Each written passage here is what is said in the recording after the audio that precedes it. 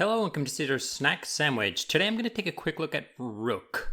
Now, ROOK is something I came across yesterday or the day before or whatever when I was trying to find a place where I could do some limit orders on-chain on Ethereum, and this is one of the things that came up. So I decided today to take a look at, dig through the docs. The docs are pretty good. They kind of explain things. There's a bit missing, and I'll illustrate what I don't know the answer to because of the docs inside the flowchart when I go through the flowchart to explain all the system that's inside here.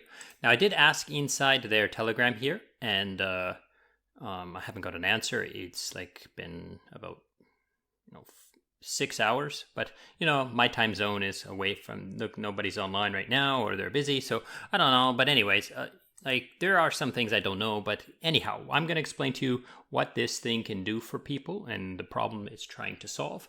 Now, there are some key features in here that are pretty interesting, and that is one, you can set limit orders within however long you want, within minutes, hours, days, right?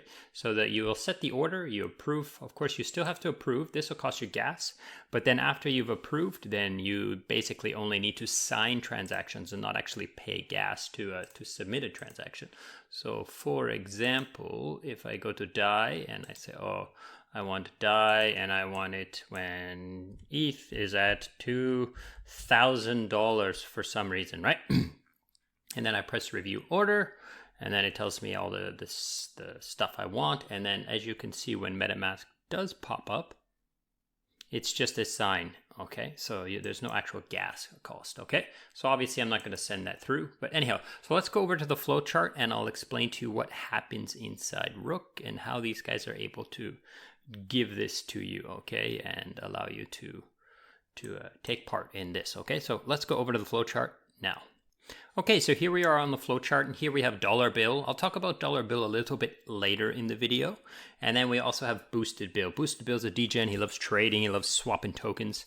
So normally he would go to Uniswap or some other place, and he would, send his $1,000 worth of Ethereum. He would sell it for USDC and get something like 990 USDC back, right?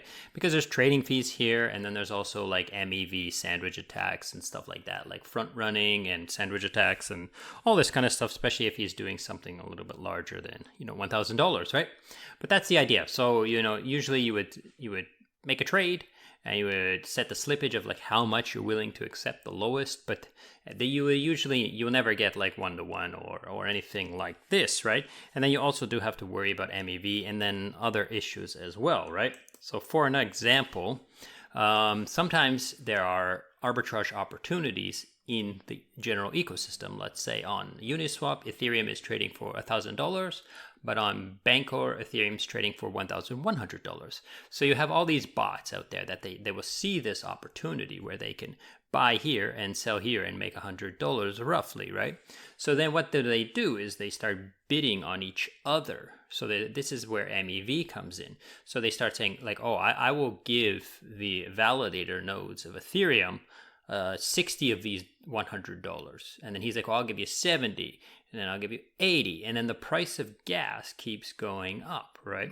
So this is happening a lot on all over the place on Ethereum, and it also happens with liquidation gas wars, and that makes it harder for a boosted bill here to just swap his pennies and his small time tokens, right? So this is the two of the major problems that they're trying to solve inside the ROOK protocol. Okay, so in comes the ROOK protocol, and so boosted bill here will interact with the ROOK protocol, and like I showed you, he will have to approve the spending of the token, right? And then he can set the price that he wants, the expiration. So the price is like a limit order, right? So he can say, oh, I want to only sell Ethereum for USDC when it gets to $1,800 or something like that, right? So he would tell ROOK protocol these things, and then that will go into the books, right? So it'll go onto their own memory off the blockchain. Whereas here, when he sends this transaction to sell, which is not a limit order, but when he sends this transaction to sell, it's immediately shown in the meme pool, and then these bots will be like, oh, let's try to get in on that. And then there's possibility that they might sandwich attack him. But whereas here, they can't see his order and like these outside bots cannot see that he's placed this order waiting, right?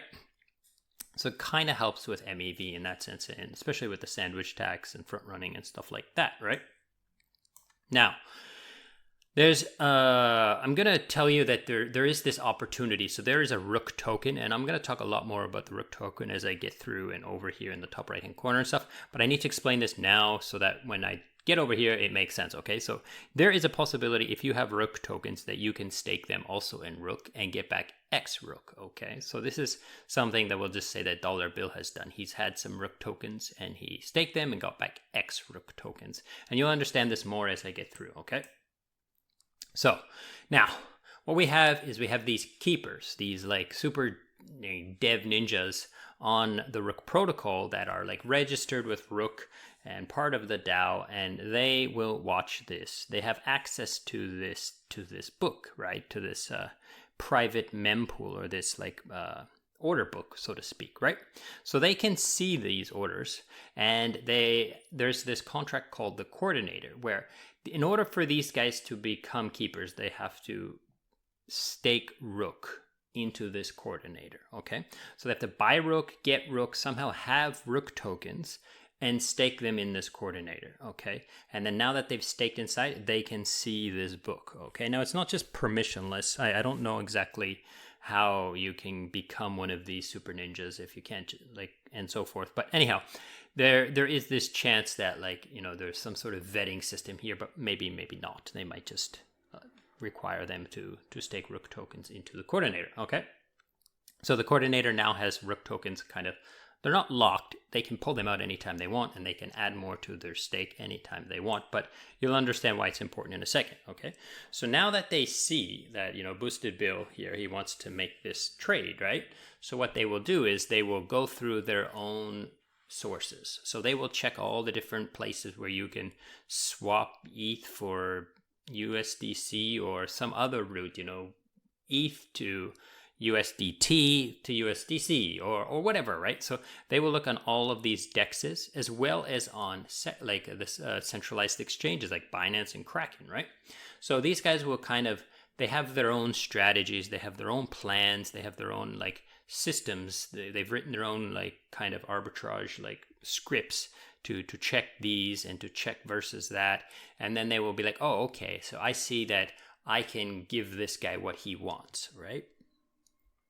And I won't get sandwich attacked so badly and so forth. So then they will tell the coordinator by bidding. So these guys will be like, oh, I can do it. And he will say, I can do it. And then they will use their ROOK tokens as a bid to say, I can do it better. Because these guys are going to do it for money, because they're going to have an arbitrage opportunity here. They might sell some of it on SushiSwap and the rest of it on Binance. And they might get an arbitrage opportunity while they're looking through these, or some other features that they can find some way to extract some value through this system, right? Through their strategies, right? So then, because they know they can extract some value, they can bid higher. The amount of ROOK tokens they bid will be higher in US dollars, so to speak, right? So now, as they're bidding and bidding and bidding, they can bid each other. But the coordinator has different things that it'll decide who is the winner of these bids. Okay, so first is the bid quantity, of course. So like how much they're willing, how much of their ROOK tokens they're willing to pay, basically, to get this transaction, right? And the keeper's reputation. So they have these reputations that, as a keeper, that, you know, as they do good things, you can go into the docs and find out how the reputation is checked, but they have all these different metrics to say like, oh, you know, these things will make their reputation go up and these things will make their reputation go down. So if they start doing bad things, their reputation goes down and the coordinator is less likely to give them the green light or this trade, right? And then they also use a random. They add some random into this coordinator algorithm so that, you know, it's not just about bidding each other up, because it's not necessarily the person who pays the most ROOK will be the winner, because there's some random in there. So you might win just even if you like offered half of what this other guy offered, right? And then the fill quantity is also important. Like if he wants to sell 1,000 US dollars worth of Ethereum, and he's like, oh, I can do this, but I can only do $500. Then if this guy says he can do all 1,000, he's more likely to win than this guy, right? And then the staked Rook as well. So the amount of Rook that they've actually committed to this process, right? So they can like buy a whole bunch of Rook and stick it in here, and then that's not necessarily the bid, right? The bid and the staking is a different process, but the staking is what they use to bid. So like if they put like 1,000 Rook tokens in here, and then their bid quantity is 10, then they will lose 10 when they win, right? So next one. After it's done, right? So let's say he's the green lighted. He's been chosen to be the winner because his strategy is better, and all of these things line up for him this time. So because he's approved spending, right? The Ethereum, the WETH will go to the Ninja here, and the Ninja will give him the USDC. Now this is kind of behind doors. I don't know exactly how this works. I'm not sure. Like maybe he might just do the swap by himself, or do the swap first, like ask for the Ethereum, send the Ethereum through the strategy and pop out the USDC, or he might just be like, here's your USDC, and then do this. I don't know exactly. I think that's ninja to ninja, whoever wants to do it however they want to do it, right? I assume, right? So then he will just get his Ethereum, or sorry, USDC just bloop into his wallet, and he hasn't paid any gas, right? Now the gas cost will need to be paid because these guys will need to write it to the Ethereum blockchain, but that's part of their strategy cost. So let these guys worry about the MEV. Let these guys worry about the gas cost. Let these guys worry about the arbitrage opportunities and the different aggregation of different things. That's the idea here. Boosted Bill doesn't need to worry. He's just like, I want this token, and I want this many USDC for this token. Who can do it? And then one of these guys will do it, right? Well, possibly, unless it's impossible, right? Now, like I said, this bid, right? This is an auction bid, so he's the winner. So his bid is then pulled out to the side and distributed, okay? It's dispersed. So 4% of his bid will be burned. 6% will be sent to the Rook treasury to kind of incentivize things, right? For whatever this treasury wants to use it for. And 10% will go over to Boosted Bill here because he has staked Rook, right? X Rook. And then 80% will go to him.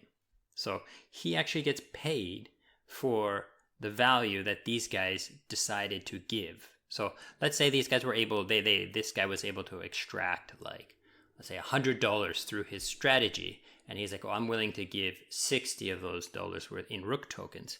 Then he will get 80% of that $60 worth of Rook tokens. So he's actually getting paid to use this, which is very different than paying gas and paying trading fees. And again, these guys will worry about the trading fees as well. That's their problem, okay?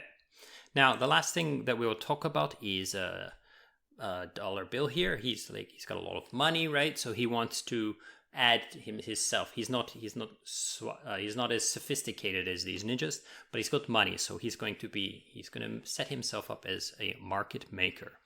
And how will he do this? Is he will just basically sign up as a market maker, commit his USDC or whatever his tokens are to different purchase orders, right? So maybe he's like, oh, I will buy anyone's Ethereum at this price. So it's kind of like limit orders, but big ones, right?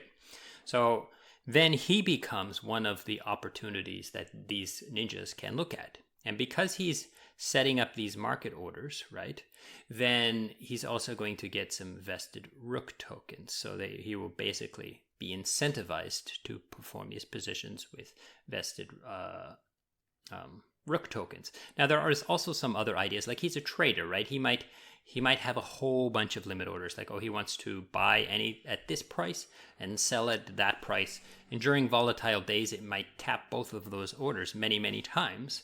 And he's making a profit because he's buying low and selling high many times in that day or so forth, okay? So he's another opportunity for the ninjas to look at. So that pretty much covers what I understand here.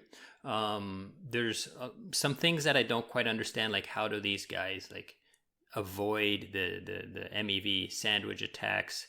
But I think, like I said, it's kind of their problem, and boosted build doesn't need to worry about that. If you want to be one of these ninjas, then I guess you can dig deeper and look at, talk to them more and dive into the docs and, build your own strategy. Like if you're able to do this, I think you're able to figure out how to beat this MEV and so forth. I just wasn't able to find that out, and I don't really need to because I don't want to know how. It's their problem, right? So anyhow, so that's pretty much it for today. I think this is quite interesting. I hope you found it interesting, and thank you so much for watching, and goodbye.